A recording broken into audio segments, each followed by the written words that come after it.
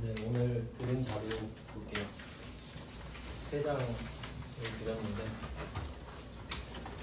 11, 12페이지에서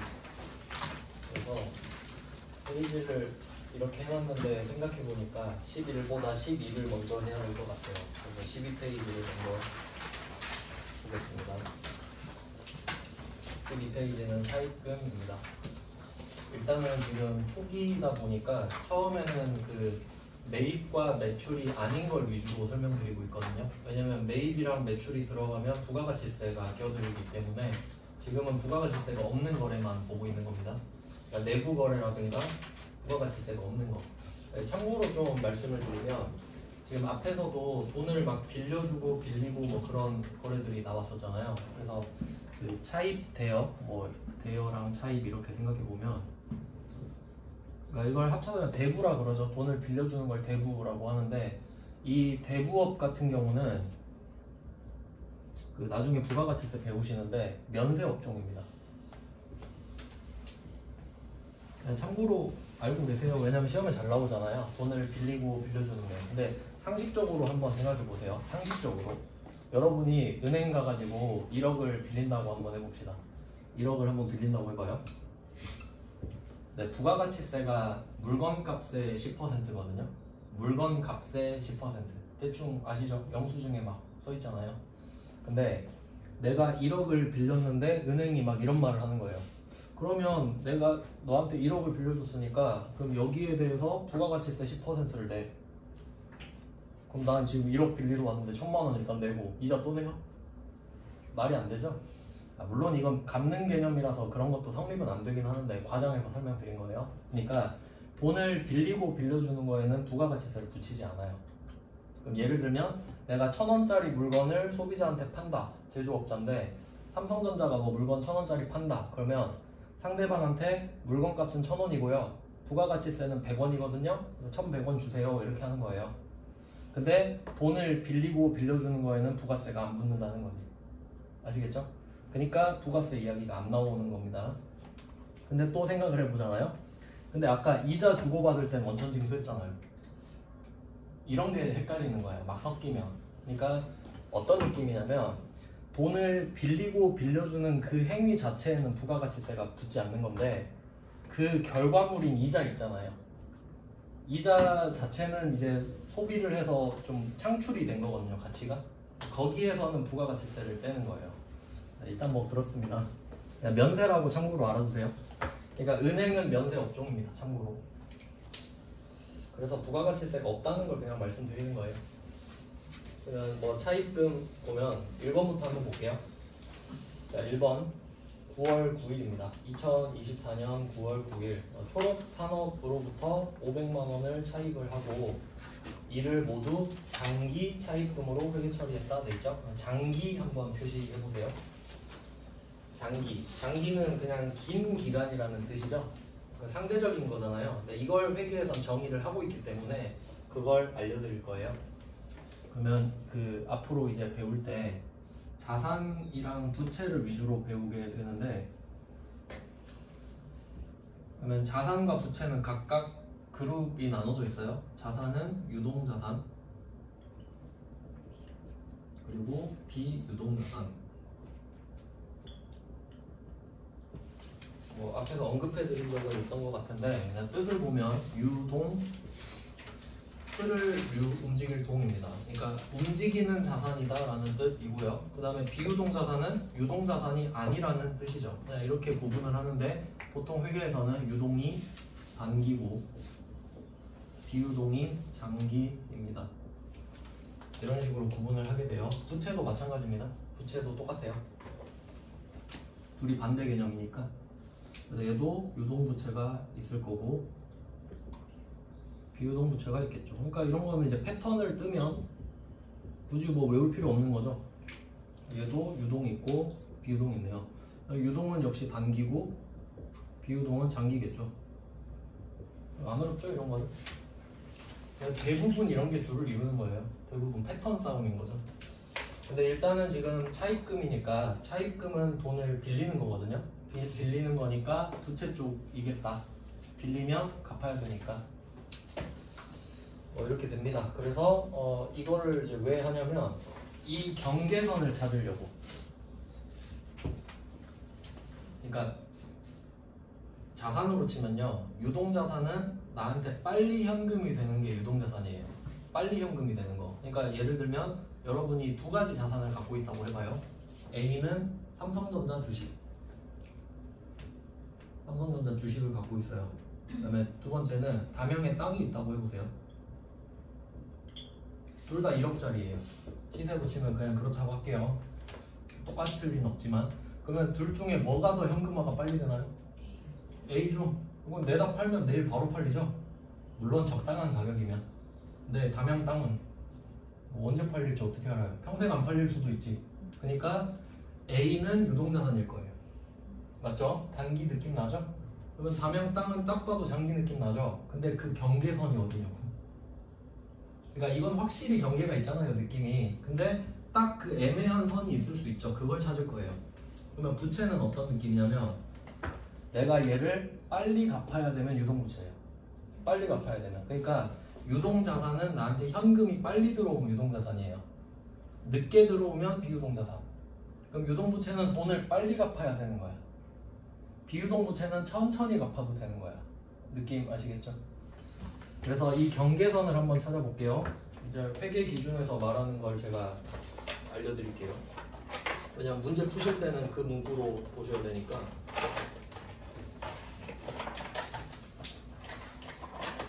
그 일반적인 문구에서는 뭐라고 나오냐면 보고기간, 종료일 이렇게 언급을 해요.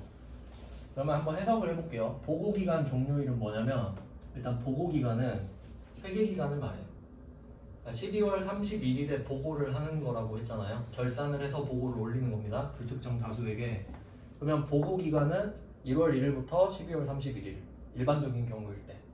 그러면 그거의 종료일은 당연히 12월 31일이 되겠죠.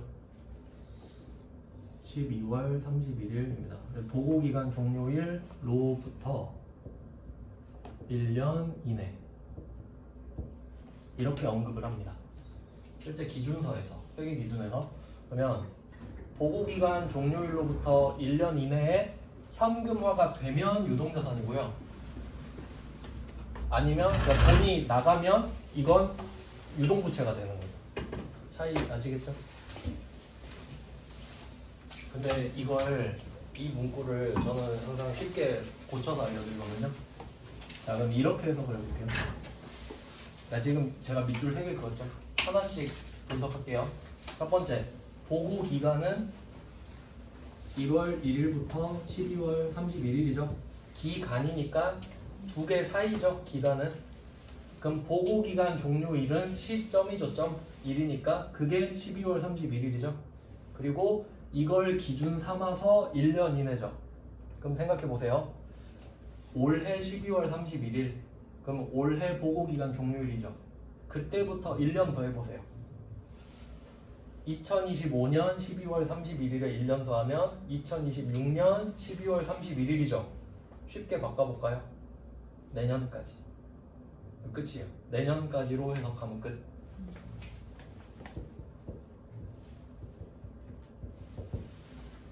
이게 중요해요. 이거 진짜 중요한 겁니다. 엄청 쉬워 보이는데 응용 문제 내면 다 틀려요. 그러니까 이거 맞춰보라 하면 내년까지 대답은 잘하는데 문제 내면 틀려요. 그러니까 이게 어떻게 적용되는지 생각해 볼게요. 그럼 여러분이 유동자산이 있다라는 말은 내년까지 현금화 시킬 수 있는 자산이 있다는 소리예요. 예를 들면 철수한테 돈을 빌려줬는데 그걸 내년에 받아요. 그럼 그건 내년까지 현금화가 되죠? 그럼 유동자산. 근데 철수한테 돈을 빌려주고 27년에 받기로 한 거예요. 그러면 그냥 비유동자산이에요. 내년까지가 아니니까. 이해되시겠어요? 적용이 돼야 됩니다. 문구를 외우는 게 아니라. 그러면 이 경계선 있죠? 이 경계선을 정확하게 쭉 그어보니까 유동은 내년까지. 그리고 얘는 내후년부터가 되겠죠?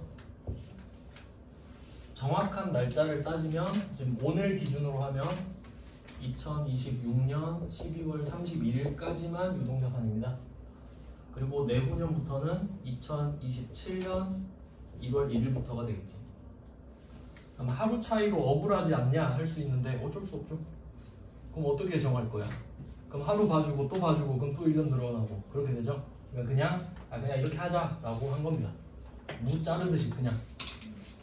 결론은 내년까지. 자, 근데 이게 뭐 그리 어렵냐라고 생각하실 수 있는데 그럼 제가 문제 내볼게요. 이 적용하는 게 진짜 중요한 거예요. 제가 문제 만들어서 내볼게요. 오늘로 하면 날짜가 복잡하니까 3월 1일로 해볼게요. 자, 2025년 3월 1일 철수한테 돈을 빌려줬어요.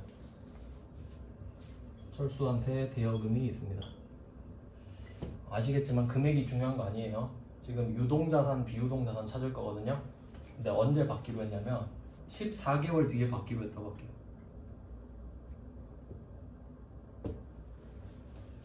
이게 문제예요. 자, 그러면 보통 어떻게 생각하냐면 사람들이 여기에 꽂혀 있어요. 항상 1년 이내에 꽂혀 있는 거야. 1년 이내. 어때요? 1년 넘었죠? 그럼 대부분 뭐라고 대답할 것 같아요? 비유동자산이지 1년 이내가 아니니까요. 아니에요. 기준일이 언제죠? 보고기간 종료일부터인데? 그럼 보세요. 2025년 3월 1일에 돈 빌려줬죠? 그럼 기준이 이날이에요? 아니에요. 그러면 어떻게 계산하냐면 여기에 14개월 한번 더 해보세요. 2026년인 건 아시겠죠? 그러면 3월 1일에 2달 더 하면 되죠. 돈 언제 받죠? 내년까지 받죠? 그럼 이거 뭐예요? 유동자산이에요. 유동자산이에요.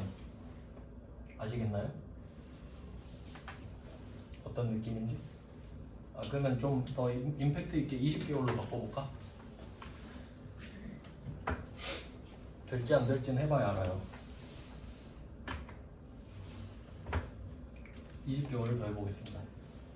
그럼 9개월 더 해야겠네. 그럼 12월 1일이죠. 어때요? 내년까지예요? 맞죠? 유동자산 틀릴 수밖에 없겠죠. 20개월인데 유동자산이잖아요. 왜 그런지 이제 납득을 시켜드릴게요. 저는 처음에 이게 너무 이해가 안 가는 거예요. 왜 그럴까? 왜 저렇게 해야 되지? 그래서 제가 이유를 찾았어요. 진짜 찾았어요. 제가 누가 설명해 주는 게 아니에요. 제 답은 이거예요. 결산을 언제 하죠? 12월 31일에 하죠. 그럼 그때 보고 할 거 아니에요. 그럼 주주들은 12월 31일 걸로 보겠죠? 그럼 그때부터 몇 개월 남았는지만 알 수 있죠? 주주들은 3월 1일부터 빌려준 지 뭔 상관이야, 주주들이. 이해되세요? 그럼 주주들은 그냥 12월 31일로 끊어서 내년까지 받으면 유동자산인갑다 라고만 생각하지. 철저히 주주 기준이에요. 아시겠어요? 이해되시나요 이제?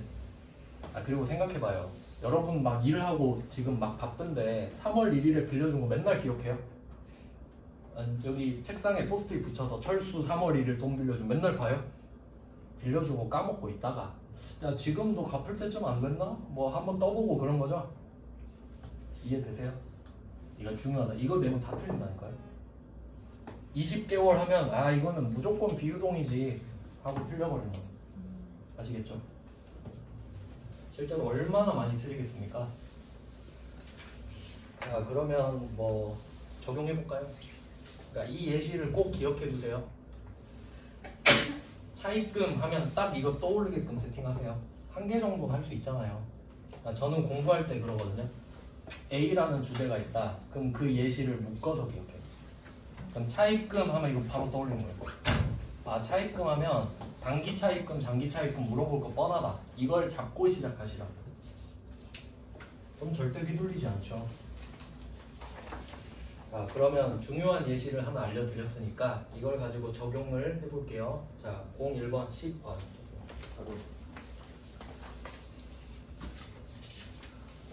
자료가 설마 부족한가?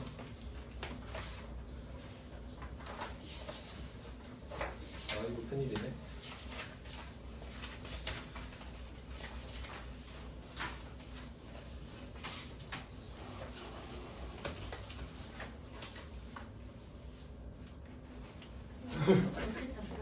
아, 죄송해요.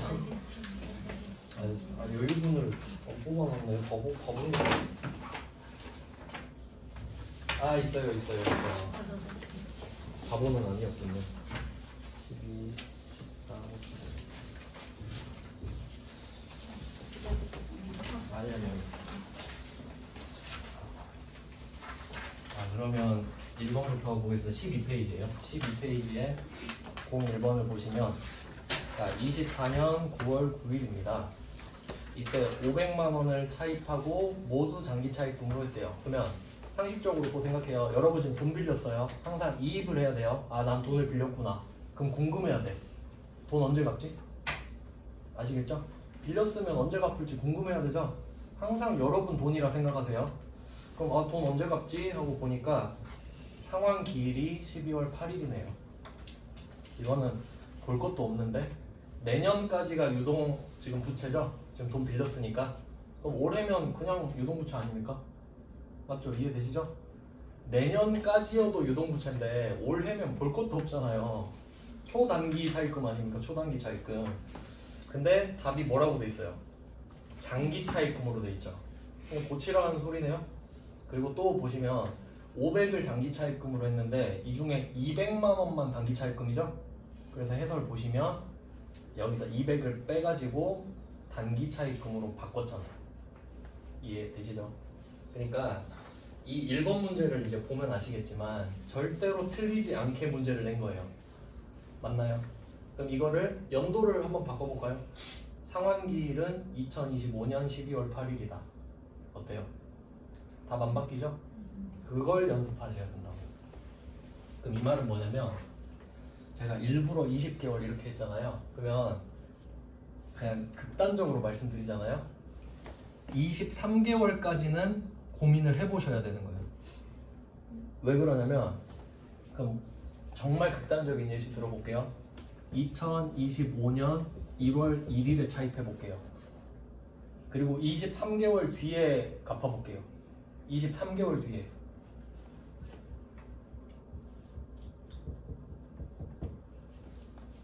어때요? 내년이죠. 2년이 안 넘어가면 23개월이 마지노선인 거야. 그러니까 23개월까지는 고민을 해보셔야 된다고. 유동인지 비유동인지. 근데 문제에서 2년 했다. 그럼 어때요? 무조건 장기죠. 봐봐요. 제일 빠른 날이 2025년 1월 1일이죠. 여기서 2년 못 해봐요. 27년 돼버리죠. 끝났잖아. 2년부터는 볼 필요가 없다니까요. 반대로 말하면 23개월까지는 검토를 하셔야 된다. 아시겠죠? 근데 2년부터는 검토할 필요도 없어. 무조건 장기.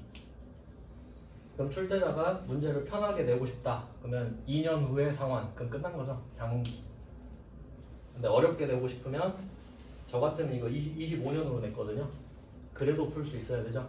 25년으로 바꿔버리세요. 연도를. 항상 예시는 이렇게 극단적으로 자극적으로 맞출 수 있게. 왜냐면 이거 옛날에 이런 문제를 한번 냈거든요. 근데 답이 그러면 유동이어야 되잖아요. 시험 보면 8시에 답이 나오거든요. 그 시험 본 날에 장기로 돼 있던 거예요. 틀렸죠, 출제자가? 그래서 최종 정답이 복수 정답 처리됐어요. 아주 쪽팔린 일이죠. 세무사회에서 문제를 냈는데 틀리게 답을 알려줘가지고. 저는 정확히 알려드리는 겁니다. 그 다음에 02번으로 한번 가볼게요. 그래서 사실 1번이 제일 중요한 문제라고 할 수 있고요. 기간에 따라 장, 단기, 이름 바뀌는 거 정말 중요한 문제고요. 그 다음에 2번 문제는 단기 차입금 8,200만원 여기 과 한번 표시해 볼게요. 과. 이게 정말 토시 하나 가지고 아예 의미가 바뀌는 게 이걸 장난친다고 생각하시면 안 돼요. 왜냐면 여러분 돈이라고 생각하면 여러분이 돈을 갚는다고 생각해봐요. 그러면 이 돈 나한테 빌려준 사람이 원금이랑 이자를 같이 갚으라고 할 수도 있는 거고 일단 이자만 갚으라고 할 수도 있는 거죠. 그럼 그게 얼마나 중요한 사실이에요. 그럼 한번 보세요. 이번은 뭘 요구하는지. 하나은행한테 돈 빌렸습니다 지금. 근데 단기 차입금은 원금이죠. 8,200 과 이자죠. 뭐 갚으라고 지금? 둘 다 원리금 갖고 오라고 빨리. 근데 이런 문제도 나올 수 있어요. 적어두시면 좋을 것 같은데 옛날에 이런 문제 많이 냈어요. 단기 차입금 8,200만 원에 대한 이자 이렇게 낼 수도 있죠. 그럼 이자만 내란 소리예요. 아시겠죠? 무슨 말 하는지. 잘 봐야 됩니다. 그러니까 문제 자체가 어렵진 않은데 꼼꼼함이 되게 중요해요. 그리고 또 이제 아시겠지만 답이 적혀 있어서 지금 긴장감이 떨어지는 거라고. 지금 한 분이 건의해 주셔가지고 지금 제가 올려드린 자료에서 답을 뺀 거를 또 올려드릴 거예요. 연습용으로 풀어보시게. 네, 그것도 같이 올릴게요. 그러면 02번 답을 찾아라 하면 이거 빌릴 때부터 아니다. 위에 답이 있으니까요.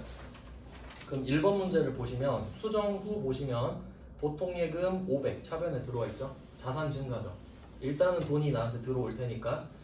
그리고 대변에 보시면 장기 차입금, 단기 차입금 둘 다 갚을 돈이죠. 그러니까 둘 다 부채 플러스가 되겠습니다. 그냥 묶어서 부채 플러스라고 써주시면 되겠죠. 그리고 이 돈은 누구한테 갚을지가 중요하니까 거래처도 반드시 쓰셔야 되는 겁니다. 거래처 안 써놓으면 나중에 누구한테 빌렸는지 모르겠죠. 네, 엄청 큰일이 될 거예요.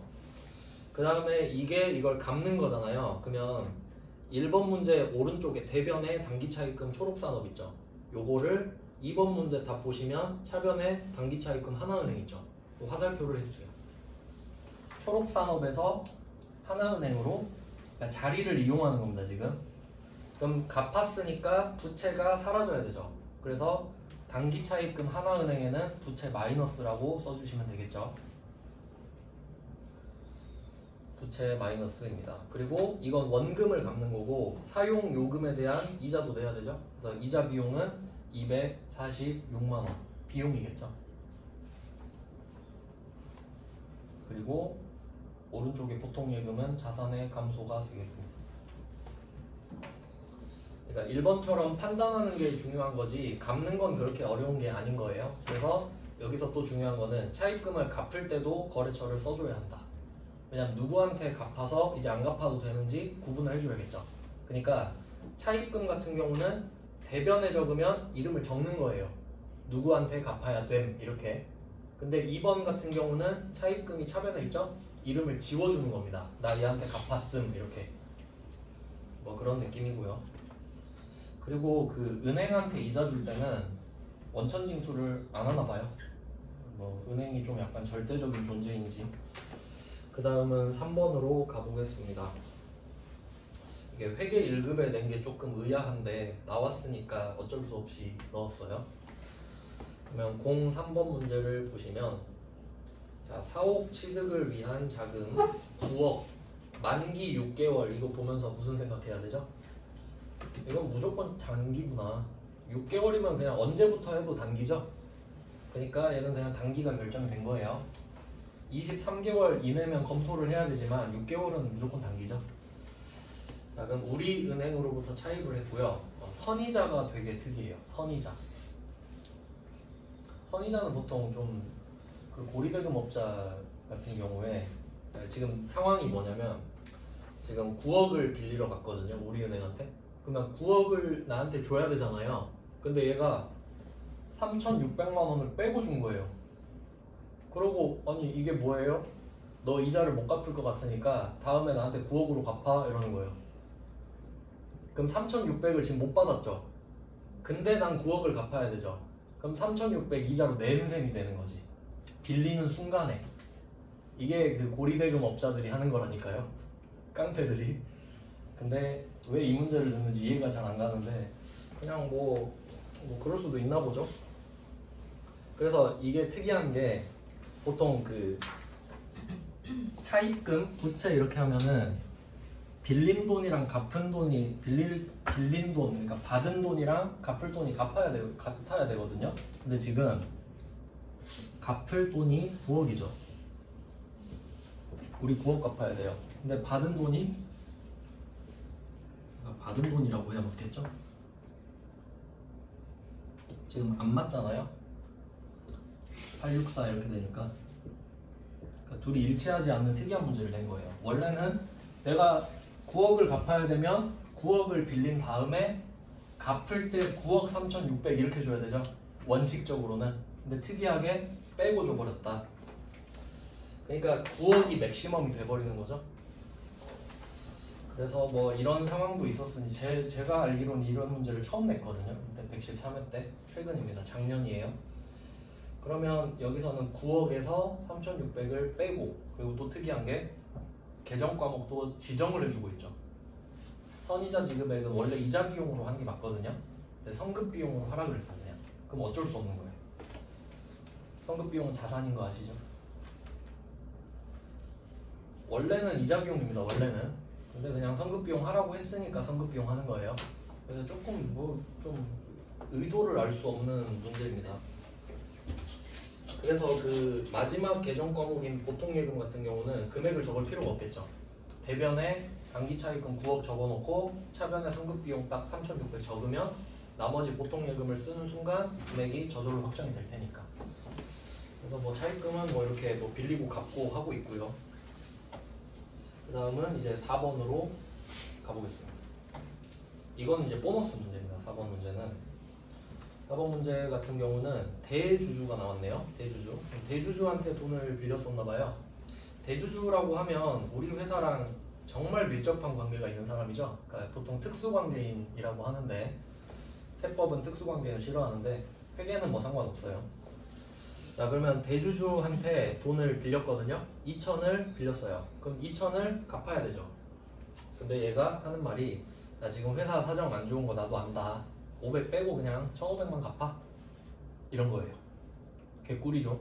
그러면 어쨌든 2천을 갚아서 우리는 없는 거니까 차변에 단기 차입금 전 만화 2천만 원 부채 감소, 부채 마이너스 써주시면 되겠죠. 그럼 우리는 2천만 원을 갚아야 되니까 원래는 자산이 2천이 나가야 되거든요. 근데 1,500만 원만 달래요. 1,500만 원만. 그러면 보통 예금은 자산의 감소죠. 자, 그리고 채무 면제이 기분이 어떤지 한번 생각해 보세요. 좋아야 되죠? 안 갚았는데 갚은 게 됐으니까 그럼 얘는 수입입니다. 이게 조금 살짝 복잡한데 한번 좀 언급해 드리고 갈게요. 그러면 얘는 순자산의 변동을 한번 찾아볼게요. 순자산의 변동. 순자산은 자산 빼기 부채거든요. 자산 빼기 부채. 그럼 여기서 부채가 2천이 줄었죠. 부채가 2천이 줄었어요. 그러면 부채는 존재 자체가 안 좋은 거기 때문에 부채가 2천이 줄면 우리 입장에서는 순자산은 늘어나는 겁니다. 반대라 좀 헷갈릴 수 있어요. 그러면 자산 한번 해보세요. 자산은 1,500이 줄었죠. 이건 쉽죠. 그러면 순자산은 자산 빼기 부채인데 그냥 참고만 하세요. 알아두면 좋은 건데 그러면 자산이 마이너스 1,500이죠. 자산 마이너스 1,500은 아시겠죠? 1,500을 갚아서 지금 사라졌잖아요. 근데 우리 입장에서는 부채 2천이 줄어들었죠. 그럼 부채가 줄어들면 우린 좋은 거 아닙니까? 자산이 늘어나는 거거든요. 그래서 얘는 플러스 2천이 되는 거예요. 이렇게 됩니다. 좀 이해하기 힘드실 수도 있는데 그러면 우린 1,500이 나갔지만 2천이 올라간 거예요. 그래서 결과적으로 보면 플러스 500이 되는 거예요. 순자산으로 따지면 그냥 자리로 기억하시면 돼요. 왼쪽은 플러스고 오른쪽은 마이너스라고 보셔도 돼. 그럼 왼쪽 플러스 2,000, 오른쪽 마이너스 1,500 이렇게 생각할게요. 그럼 우리 입장에서 500이 좋은 거죠? 그럼 결과가 어딨냐? 자산 수준, 채무 면적이 500 수익이잖아요. 그러니까 이 순자산의 변동은 자본의 변동이랑 원래 같은데 지금은 뭐 수익 비용이라고 생각하셔도 돼요. 참고만 하세요. 그냥 원래는 이걸로 문제를 풀거든요. 근데 그냥 그렇다는 거죠. 지금 순자산이 500이 늘었기 때문에 수익이 500이 생겼다. 그냥 이렇게 말씀드리는 거예요. 그래서 그 채무 면제이익 수익 쓰셨죠? 채무 면제이익. 이거는 이름만 잘 기억하시면 돼요. 그래서 이게 실제로 그 부채를 깎아주는 일은 잘 없을 것 같지 않나요? 그러니까 실제로 그냥 어떤 일이 있냐면 그냥 한번 들어보세요. 그냥 상황 설명을 해드리면 첫 번째 경우는 이런 경우가 있어요. 얘가 돈을 다 못 갚을 것 같은 거예요. 돈을 실제로 못 갚을 것 같은 거야. 그러니까 회유를 하는 거예요. 야, 내가 500원 안 받을 테니까 1,500원 제발 진짜 좀 갚아라. 이런 경우가 첫 번째. 좀 안타까운 경우죠. 두 번째는 리베이트성입니다. 처음에 받을 생각을 안 하고 2,000을 빌려준 거예요, 그냥. 그리고 1,500만 주세요 하면 500 접대죠. 그러니까 접대를 이렇게 바꿔서 해요. 세법에서 잡아냅니다. 하여튼 뭐 그냥 그럴 수 있겠구나 하고 넘어가세요. 채무 면제이익은 이름만 기억하시면 됩니다. 부채를 제가 까줬을 때 기분 좋은 거죠. 그래서 순자산이 증가했기 때문에 수익이 발생했다 이렇게 기억하시면 돼요. 앞으로도 계속 말씀드릴게요. 자, 그 다음에 5번으로 가보겠습니다. 5번 문제는 2023년 8월 23일이에요. 나라은행으로부터 차입한 대출금 2천만원. 대출기간을 보니까 어떤가요? 대출기간? 이거 장기네. 이거 판단할 수 있어야 된다는 겁니다. 그러니까 이거 3년이니까 아니다 이렇게 판단하는 거 아니죠? 이렇게 판단하는 거예요. 지금 05번은 제가 날짜를 써놨는데 2023년 8월 23일에 돈 빌렸죠. 그러면 이게 뒷날짜만 보는 거예요. 2024만 표시해 보세요.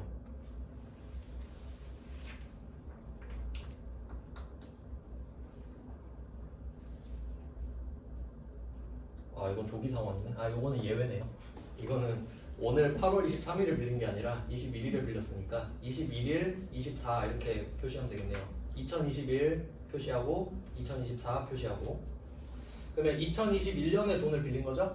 그러면 연도만 보는 거 아시죠? 2022까지가 단기죠. 그러면 24는 택도 없죠. 그렇게 보시는 거라고. 뒤에 날짜는 아무 의미 없습니다. 몇 월 며칠인지는.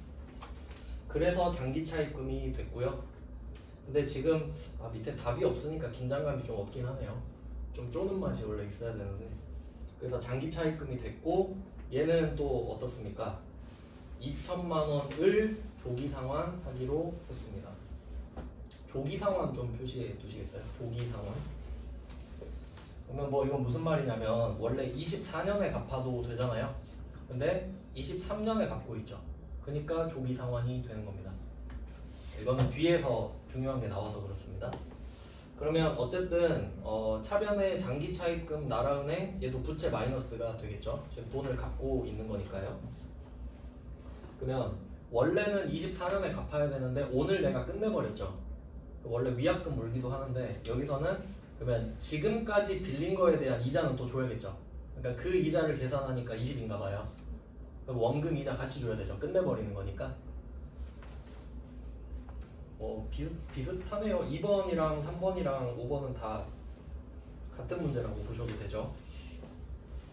그럼 이거는 그냥 일반적으로 차입금을 갚는 문제인데 역시 그 장기 단기가 중요했고요.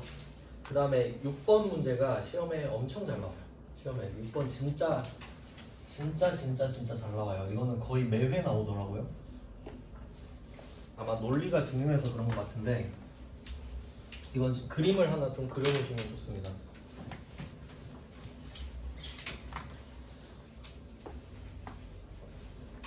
이건 꼭 기억하셔야 돼요. 진짜 시험에 나와요. 6번 경남은행으로부터 차입한 차입금 중에 상환기일을 고려한다. 이건 제가 그냥 연도를 새로 만들어서 알려드릴게요. 2000X1년 이렇게 할게요. 2000X1년, 2000X2년, 2000X3년 이렇게 해봅시다. 지금 연도가 3개가 있어요. 그 중에 2000X1년에 돈을 한번 빌려볼게요. 날짜는 상관없다고 그랬죠? 아무 때나 해서 차입 이렇게 적어보겠습니다. 그러면 돈을 빌리면 아까 말씀드렸죠? 언제 갚을지가 중요하다. 빌렸으니까 언제 갚아야 되나요? 하니까 23년에 갚으래. 자, 그럼 얘 이름 정할 수 있죠. 단기인가요? 장기인가요? 장기죠. 왜냐면 내년까지가 아니니까. 그럼 장기 차입금 당첨.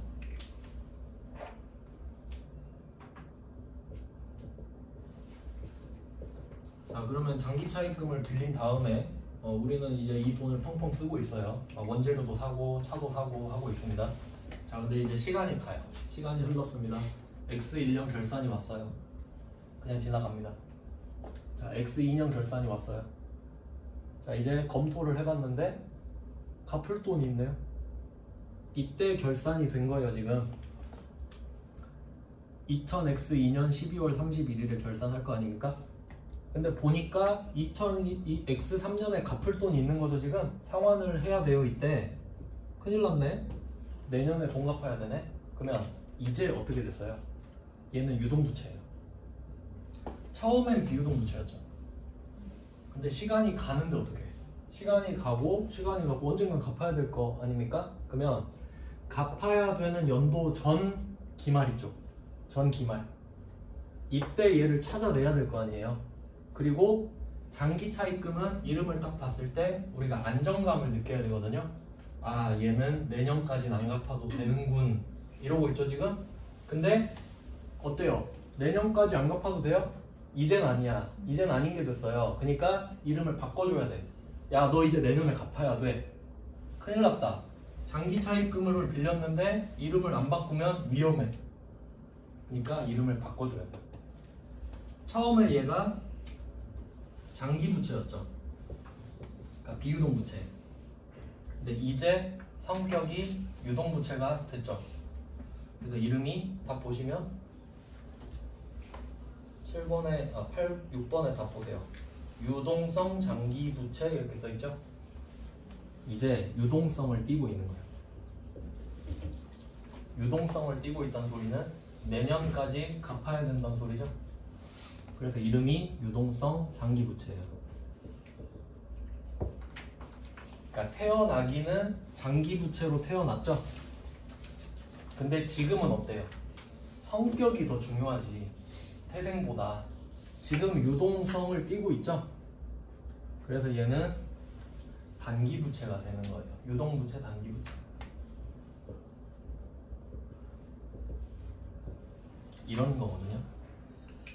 그래서 이건 12월 31일에 나오겠죠? 반드시 12월 31일에. 그리고 알고 보니 내년에 갚아야 되는 장기 차입금이 있다. 이딴 식으로 문제 내겠죠? 그리고 문제를 한번 다시 봐봐요.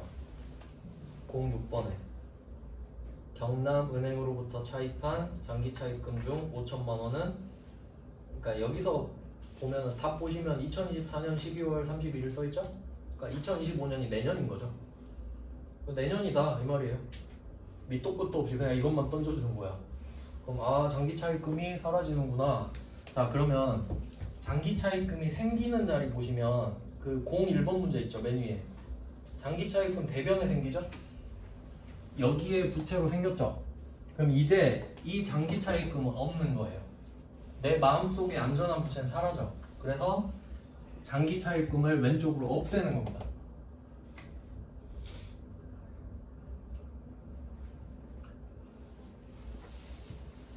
자, 그러면 장기 차입금이라는 안전한 부채가 사라졌어요. 그러면 부채가 사라졌다고 이 부채를 지금 갚는 건가요? 그게 아니에요.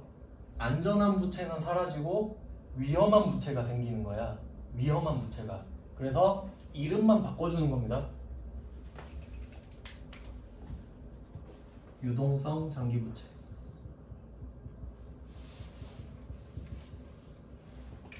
부채가 다시 생기죠.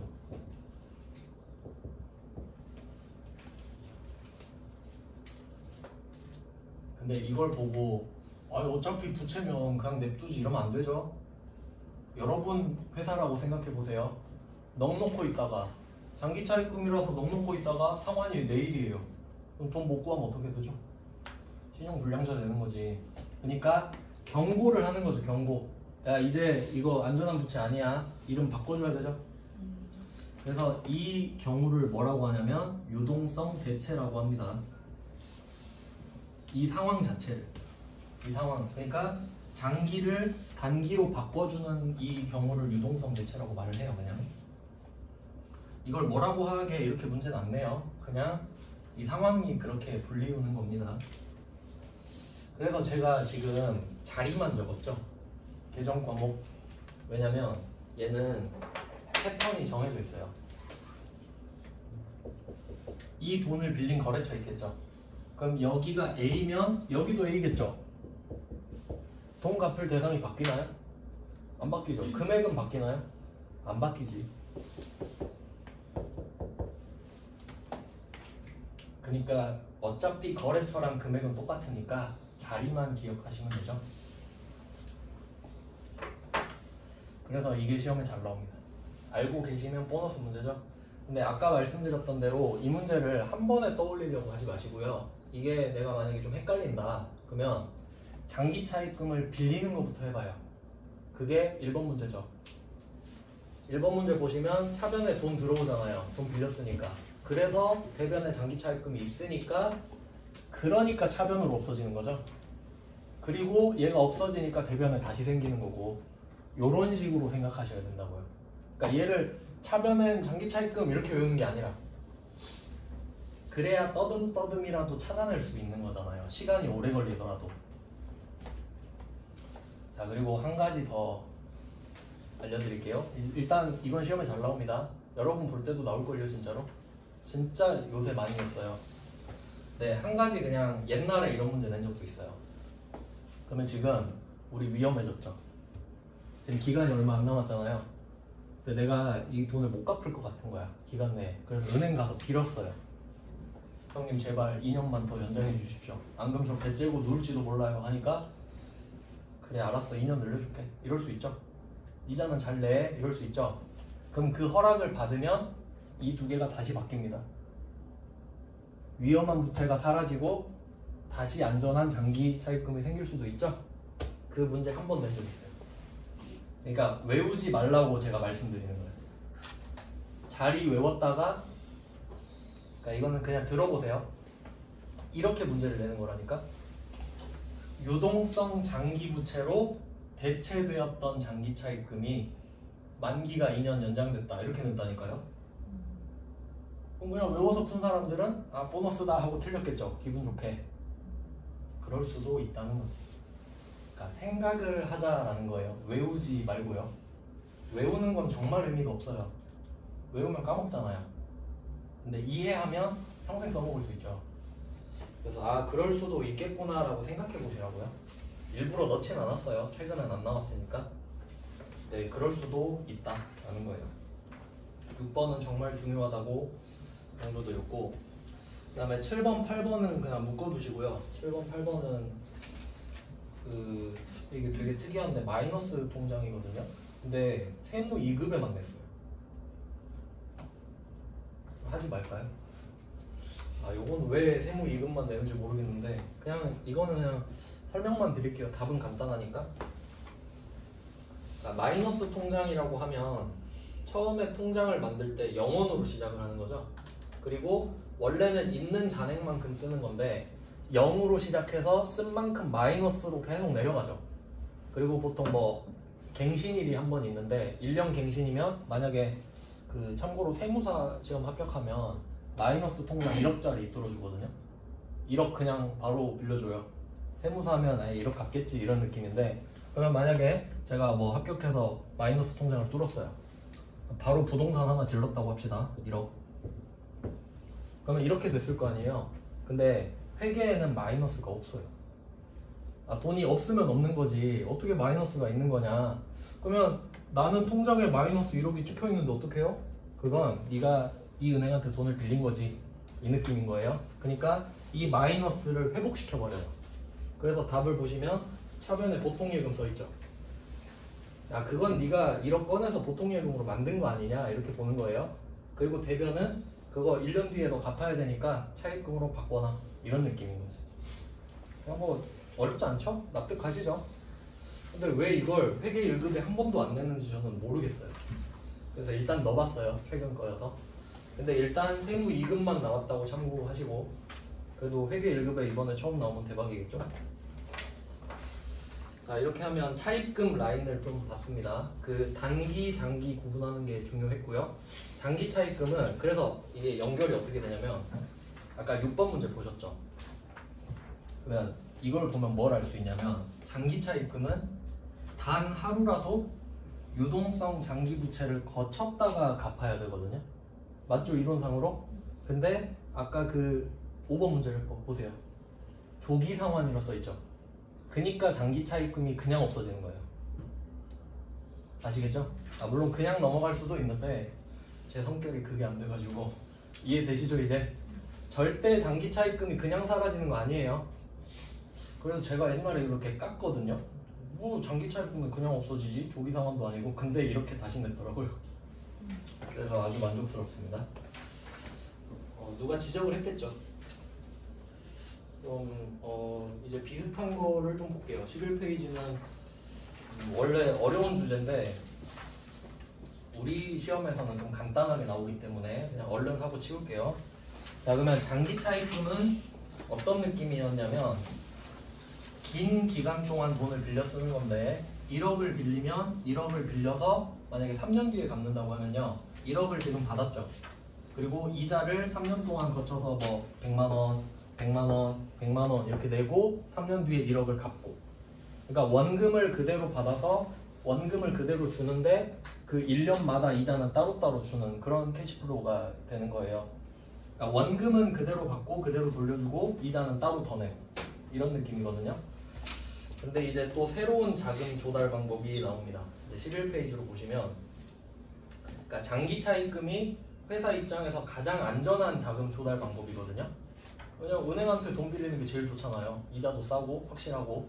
근데 그거 뺏지 먹었을 때 은행한테 갔는데 너 재무 상태 별로 안 좋다, 너 원금 못 갚을 것 같아, 돈 안 빌려줄래, 이렇게 뺏지 먹을 수도 있죠. 그때 쓰는 방법이 이 두 가지 방법이라고 보시면 돼요. 자, 첫 번째가 회사채라고 돼 있죠. 이거는 원래 제대로 해야 되는데 그냥 시험 범위로만 알려드릴게요. 자세히 알고 싶으면 세무 2급 거 들으시면 돼요. 시험에 안 나와서 안 나온 거를 알려드릴 수 없으니까. 자, 일단 이름부터 한번 보면은 A가 지금 돈이 필요하다고 할게요. A라는 애가 돈이 필요해요. B한테 가가지고 돈 좀 달라 그랬어요. 그럼 이게 은행이면 장기차 입금 이런 거예요. 근데 이제 은행한테 배지를 먹었기 때문에 그러면 돈을 빌려달라 했는데 넌 뭐 줄래? 이렇게 했을 때 차용증서 뭐 이런 개념, 실제로 차용증서는 아니고 차용증서를 준다고 한번 생각해 보세요. 내가 1억을 빌려요. 그러면 얘가 뭔가를 바랄 거 아닙니까? 그러면 내가 차용증서를 써서 1억 원을 A가 B에게 몇 년 몇 월 며칠 드리겠습니다. 이자는 1년에 한 번씩 얼마씩 드릴게요. 이런 게 차용증서죠. 법적 효력이 있습니다. 그럼 이걸 주고 돈을 빌리는 거예요. 근데 이때 A가 누구냐에 따라 이름이 바뀌거든요. 그러니까 이런 걸 이제 채권이라고 해요. 정확히는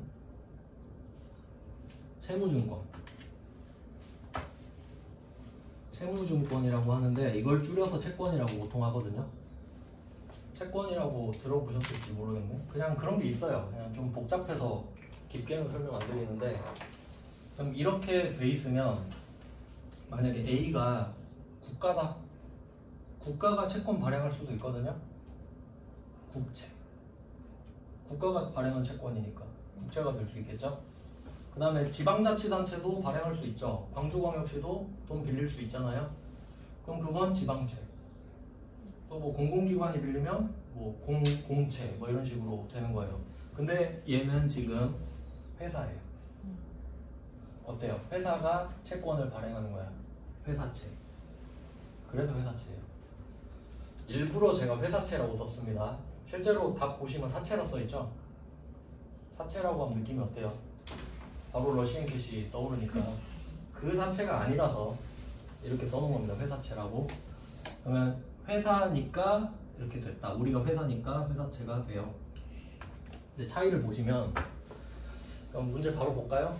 01번 보시면 11페이지에 자, 자금 조달을 위해서 사채를 발행했다 이렇게 돼 있죠. 그럼 우리가 회사니까 회사채를 발행했다 이 말이죠. 자, 그리고 또 중요한 게 있어요. 뭐 땡땡채를 발행했다 이 말 나오잖아요. 이걸 좀 쉽게 해석하는 법. 땡땡채를 발행했다라고 하면 땡땡이 돈 빌렸다 이렇게 생각하시면 돼요.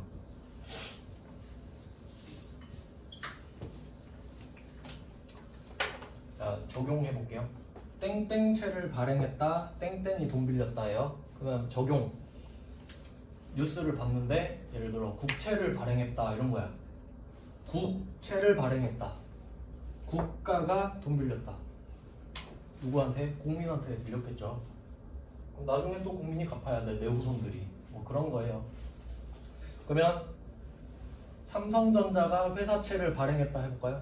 삼성전자가 회사채를 발행했다. 삼성전자가 돈 빌렸다. 누구한테? 뭐 그냥 일반 사람들한테 빌렸겠지. 이런 거예요. 이해되시죠?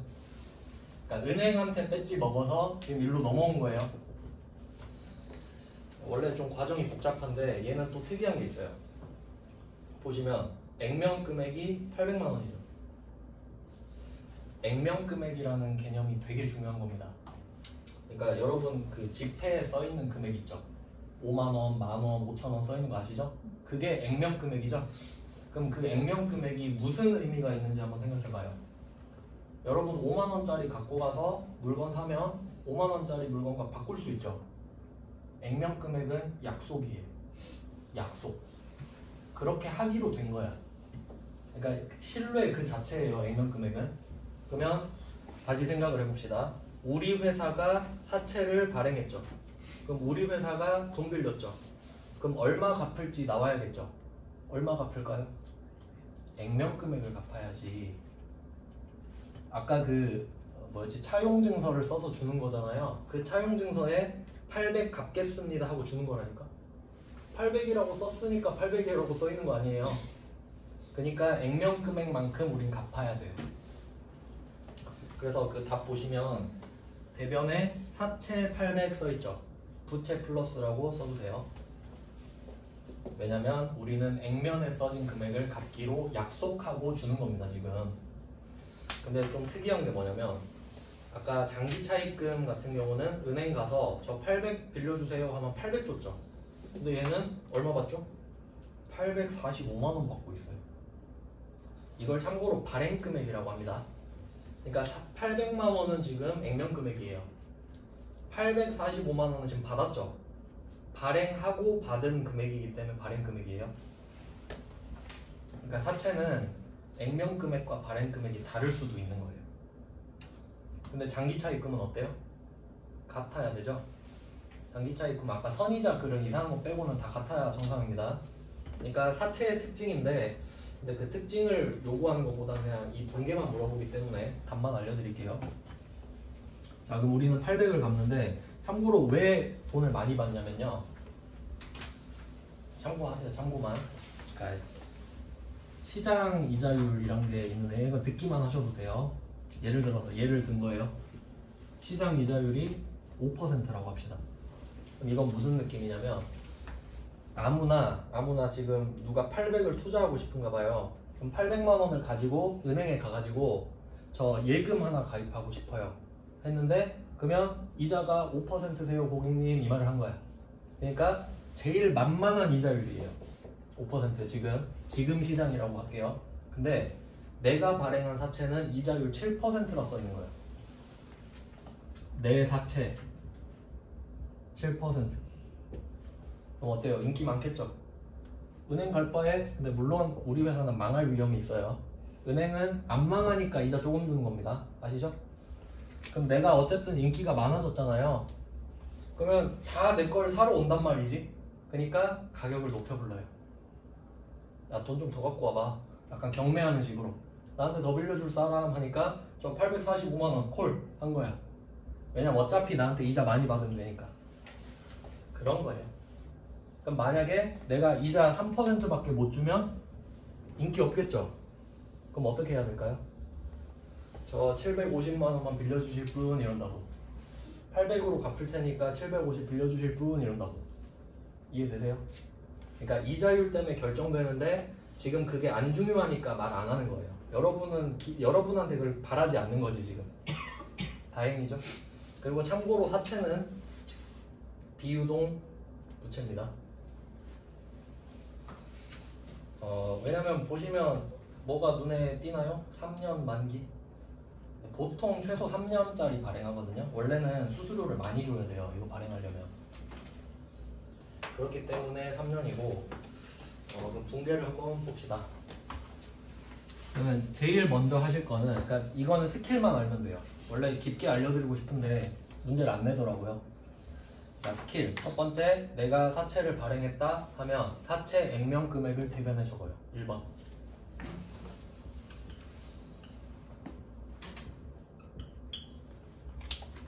이건 그냥 순서를 외워버리세요. 1번 사채. 그리고 이거는 참고로 액면 금액입니다.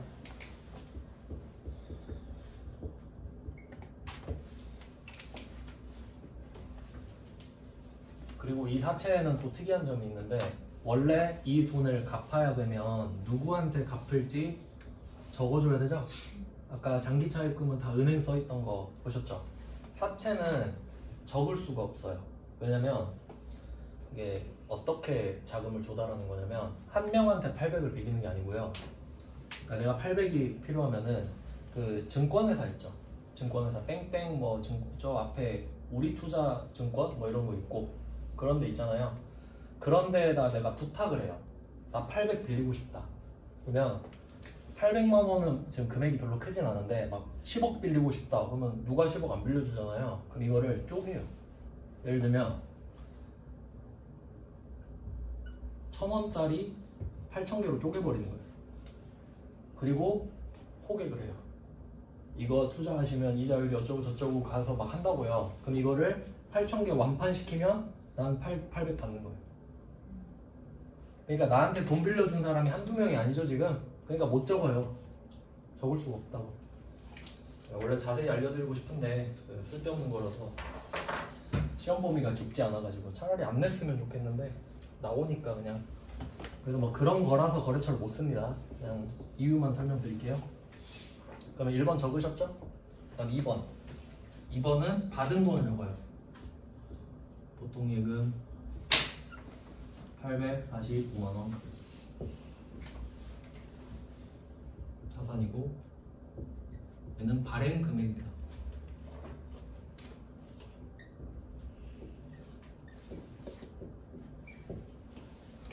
이게 두 개예요. 금액이 보통 안 맞거든요. 왜냐면 금액이 똑같으면 너무 쉬워. 끝나버리기 때문에. 그러면 일부러 금액을 지금 비대칭으로 주죠? 그러면 여기 45만원 나오는 건 아시겠죠? 자, 45만원을 일단 적어요. 이제 이름만 찾아주시면 되는데 자, 돈을 더 받았는지 덜 받았는지만 찾으시면 됩니다. 더 받았죠?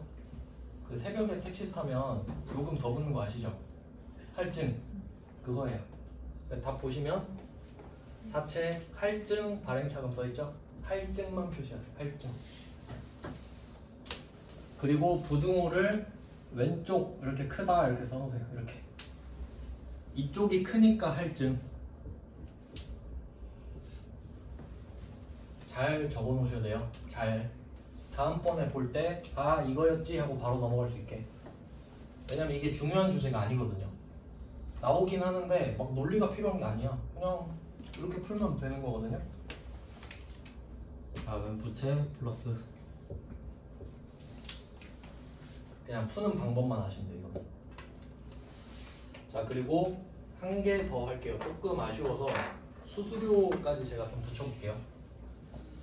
왜냐면 사채 발행할 때 수수료가 어마어마하단 말이에요. 왜냐면 증권회사한테 그 8,000개 팔라고 시켰으니까 그 직원 한 명 한 명한테 수수료 다 챙겨줘야 돼요. 그러니까 여기 멘토랑 똑같은 거지. 하면 얼마 주고 뭐 이런 느낌이란 말이죠. 그러면 여기다 수수료를 제가 한번 넣어볼게요. 그냥 형식적으로 10만원만 넣어보겠습니다. 아까 단기매매증권 처분할 때 기억나시죠? 그러면 원래는 845만 원을 받는 거예요. 근데 걔네가 10만 원 떼고 줄 수도 있겠죠. 그러면 우리가 받는 돈은 이 돈이 아니겠네요. 10만 원이 빠지겠죠. 자, 그러면 지금 차변 대변이 다 845만 원이에요. 근데 지금 10만 원이 줄어들었죠. 그럼 여기에 뺄 거 없죠? 더 할 거 없죠? 이쪽은 답이 없어요. 그럼 어떻게 해야 돼요? 여기서 10만 원 빼야겠네. 사채를 뺄까요? 여기서 똑같죠? 이게 패턴인 거예요. 이름만 바꿔서 똑같은 짓을 계속 한다니까요. 그러니까 이걸 빨리 깨달으셔야 돼. 뭐야, 아까랑 똑같잖아. 이 느낌이 오셔야 된다고요. 그럼 같은 거 계속 하는 거예요. 이름만 바꿔서. 그러니까 전 패턴을 알려드리는 겁니다. 그럼 수수료 나와도 풀 수 있어야 됩니다. 수수료 10만 원 빼고 왔다 그러면 835만 원, 할증은 35만 원으로 줄어들겠죠. 수수료 나와도 풀 수 있어야 돼요. 그 다음에 2번까지만 하고 하겠습니다. 똑같이 한번 풀어볼게요. 2번. 자, 2번 문제는 액면금액 5천만 원짜리 사채를 4,900에 발행했다. 역시 1번은 대변에 사채 액면금액 5천.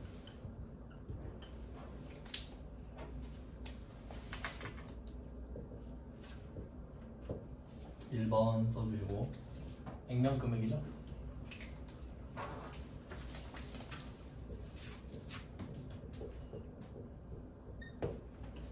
자, 2번 4,900 받았죠. 발행금액이네요.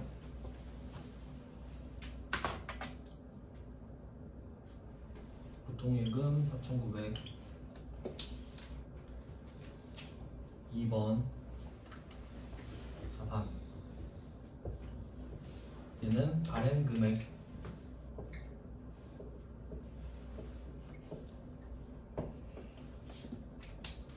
자, 뭐 여기까지는 똑같아요. 안 어렵죠 사실 답 자체는. 근데 의미가 없어서 왜 내는지 모르겠는데, 그러면 뭐 100만 원이 지금 여기 뜨잖아요. 100만 원. 자, 얘는 부등호를 오른쪽으로 크게 입을 벌려주세요. 오른쪽이 더 크죠? 그러면 내가 갚아야 될 돈보다 덜 받았죠? 할인 표시할게요. 할인. 자, 그리고 이거는 이름을 다 외우는 거 아니에요. 사채 할인 발행 차금 이딴 거 외우는 게 아니라 할인 할증만 검색하면 다 나옵니다. 할인인지 할증인지만 안 헷갈리면 되는 거예요. 그래서 제가 딱 두 글자만 적잖아요. 다 외울 필요 없어요. 전 그냥 많이 하다 보니까 외워진 거지. 자, 그럼 성격은 의미는 없지만 그냥 부채 마이너스입니다. 자리가 반대편이기 때문에 우리한테 중요하진 않아요. 이게 중요한 게 아니고 우리한테 중요한 건 수수료. 또 수수료 한번 빼봐야죠. 수수료 뺄게요. 10만 원. 그러면 5천 5천이었는데 10만 원 줄어들어 버렸죠? 이쪽이. 오른쪽은 뺄 게 없네요. 어떡하죠? 10만 원? 여기 더 해야죠. 할인액이 커졌잖아요. 못 받은 돈이 커졌잖아요. 같은 거 계속 하고 있습니다. 이런 패턴을 이해하셔야 돼요. 그리고 참고로 지금은 수수료가 없는 문제를 냈잖아요. 근데 원래 이 발행금액은 수수료까지 빼고 받은 돈을 발행금액이랍니다. 왜냐면 수수료는 실제로 내가 받을 수 없는 돈이기 때문에. 참고로 누가 물어보진 않아요. 여기까지 해놓고 10분 정도 쉬고 5시 5분부터 볼게요.